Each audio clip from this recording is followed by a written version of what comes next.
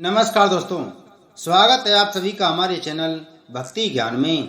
दोस्तों, आज मैं आपको त्याग, मोह और मुक्ति, भगवान शिव और माता पार्वती की कथा सुना रहा हूँ। एक बार भगवती पार्वती के साथ भगवान शिव पृथ्वी पर भ्रमण कर रहे थे। भ्रमण करते हुए वे एक वन क्षेत्र से गुजरे। विस्तृत वन क्षेत्र में वृक्षों की सघन माला के मध्य उन्हें एक ज्योतिर्मय मानव आकृति दिखाई दी। रूक्ष केश राशि ने निरावरण बाहुओं को आच्छादित कर रखा था। स्पष्ट आलोक में भी तपस्वी की उज्जवल छवि दर्शनीय थी। जगत जननी पार्वती ने मुग्ध भाव से कहा, इतने विस्तृत साम्राज्य का अधिपति, इतने विशाल वैभव और ऐश्वर्य का स्वामी तथा त्याग की ऐसी अपूर्व निष्प्रह भावना, धन्य है भर्तहरि।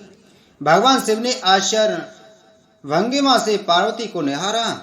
क्या देखकर इतना मुग्ध हो उठी हो देवी? पार्वती बोली, तपस्वी का त्याग भाव और क्या? शिव बोले, अच्छा, लेकिन मैंने तो कुछ और ही देखा है देवी। तपस्वी का त्याग तो उसका अतीत था। अतीत के प्रति प्रतिक्रिया भी व्यक्ति से क्या लाभ? देखना ही था तो इसका वर्तमान देखती। पार्वती ने ध्यानपूर्वक देखा। तपस्वी के निकट तीन वस्तुएं रखी थीं। तीन भौतिक वस्तुएं, संग्रह का मोह दर्शाती वस्तुएं, एक पंखा, एक जल पात्र और एक शीश आलंबक तकिया। वस्तुओं को देखकर पार्वती ने खेद भरे स्वर में कहा, प्रभु, निश्चय ही मैंने प्रतिक्रिया भी व्यक्ति में शीघ्रता कर दी। यह सुनकर शिव मुस्कुरा उठे। फिर दोनों आगे बढ़ गए। समय बीता, साधना गहन हुई, बोध भाव निखरा, वैराग धनी भूत हुआ तो भर्तहरि को आभास हुआ, अरे मेरे समीप ये अनावश्यक वस्तुएं क्यों रखी हैं? प्रकृति प्रदत्त समीर जब स्वयं ही इस देह को उपकृत कर देता है तो इस पंखे का क्या प्रयोजन? जल अंजलि में भरकर भी पिया जा सकता है और इस शीश को आलंबन देने हेतु क्या बाहुओं का उपयोग नहीं किया जा सकता? तपस्वी ने तत्काल तीनों वस्तुएं दूर हटा दी। पुनः साधना में लीन हो गए। कुछ समय बाद शिव और पार्वती पुनः भ्रमण करते हुए वहां पहुंचे।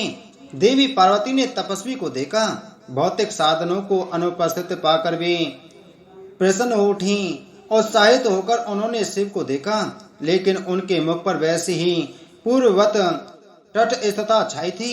उन्होंने दृष्टि संकेत दिया। पार्वती की दृष्टि तपस्वी की ओर मुड़ गई। उन्होंने देखा भर्तहरि उठे, अपना शिक्षा पात्र लेकर अति शीघ्रता से ग्राम सीमा में प्रवेश कर गए। शिव ने पार्वती से कहा, देवी, साधक के हाथ में भिक्षा पात्र क्षुधा पूर्ति हेतु ग्राम जीवन के निकट निवास और एकांत से भय, यह वैराग्य की परिपक्वता दर्शाता है। इसे परिपक्व होने में समय लगेगा। हमें अभी प्रस्थान करना चाहिए। समय व्यतीत हुआ। बोध भावना ही साधना कुछ अधिक प्रखर हुई तो भर्तहरि ने विचार किया, सन्यासी होकर भिक्षाटन में बहुमूल्य समय का दुरुपयोग करना और ग्राम कोलाहल के निकट निवास करना सर्वथा अनुचित है। भर्तहरि ने निर्जन शमशान को अपना आवास बना लिया।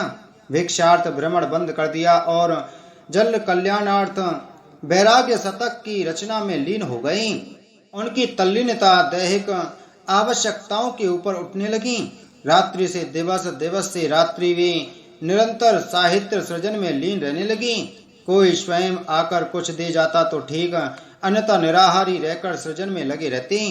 एक बार निराहार रहते हुए कई दिन बीत गए। अन्नाभाव से शरीर बल क्षीण होने लगा। दुर्बलता असहनीय होने लगी।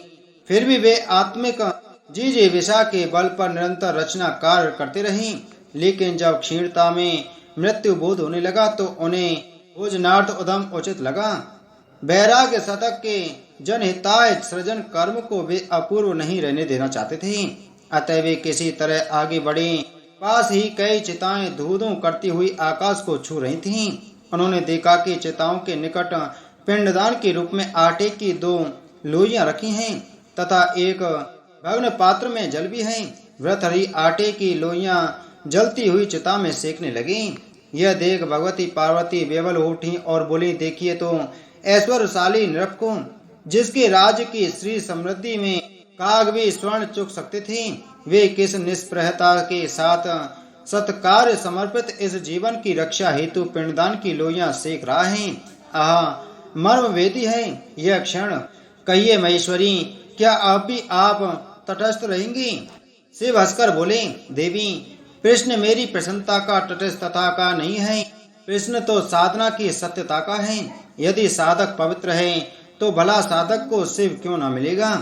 पार्वती उसी व्यथित स्वर में बोली, इस दृश्य से सत्य और सुंदर कुछ और हो सकता है क्या? आश्चर्य है, सहज ही मुग्ध हो उठने वाला आपका भोला हृदय इस बार क्यों निर्विकार क्यों बना हुआ है? देवी, व्यथित न हो, आप स्वयं चलकर साधक की साधना का मूल्यांकन करें और तब निर्णय लें तो अधिक श्रेय कर रहेगा। भगवान शिव और भगवती पार्वती ने कृशकाय और दीन ब्राह्मण युगल का वेश धारण कर लिया और भृतहरि के सम्मुख पहुंचे। भृतहरि आहार ग्रहण करने को उद्यत हुए थे कि अतिथि युगल को सम्मुख पाकर रुक गए। उन्होंने क्षीण वाणी में कहा, अतिथि युगल, कृपा आहार ग्रहण कर मुझे उपकृत करें। शिव बोले, साधक, आहार देखकर बुभुक्षा तो जागृत हुई थी, लेकिन हम कोई और मार्ग खोज लेंगे। क्यों विप्रवर, कोई और मार्ग क्यों? क्योंकि इस आहार की आवश्यकता हमसे अधिक आपको है। हाँ तपस्वी, इस आहार से आप अपनी क्षुधा को तृप्त करें, हमारी तृप्ति स्वयंवेव ही हो जाएगी। पार्वती बोली, नहीं माते, मेरे समक्ष आप भी अतृप्त रह जाएं, ऐसा मुझे स्वीकार नहीं। दोनों रोटियां ब्राह्मण युगल की ओर बढ़ाते हुए भृतहरि के मुख पर दान का दर्प मुकर उठा। माते, आप मेरी दृढ़ता से परिचित नहीं हैं। अपनी दृढ़ता के समक्ष जब मैंने अपनी विशाल और ऐश्वर्य संपन्न राज तथा अथा और अपरमित श्री संपत्ति को त्यागने में एक क्षण का विलंब न किया, तो क्या आज इन पिंडदान की लोइयों का मुंह करूंगा? अनायास ही पार्वती हंस पड़ी, किंतु उस हंसी में प्रशस्ति को खनक न होकर किंचित उपहास की ध्वनि थी। उन्होंने कहा, तपस्वी, आश्चर्य है कि तुमने अपना राज कैसे छोड़ दिया। साधु वेश धारण करके तुम्हारी बुद्धि अभी तक वणिक वृत्ति से भौतिक वस्तुओं की माप तोल पर टिकी हुई है। तुम मोह से निवृत्ति का दंभ करते हो, लेकिन इतना बड़ा होता है कि तुमने राज त्यागने के स्थान पर अपनी तथा कथित निर्मोहिता के अहंकार से मुक्ति पाली होती। यह सुनकर भृतहरि ठगे से देखते रह गए। ब्राह्मण दंपत्ति के रूप में आए परम शिव और शक्ति शून्य में लोप हो चुके थे। दिशाओं में केवल हंसी की गूंज थी और हाथों में वही 2 रोटियां। बोलो शिव शंकर भगवान की जय, बोलो माता पार्वती की जय।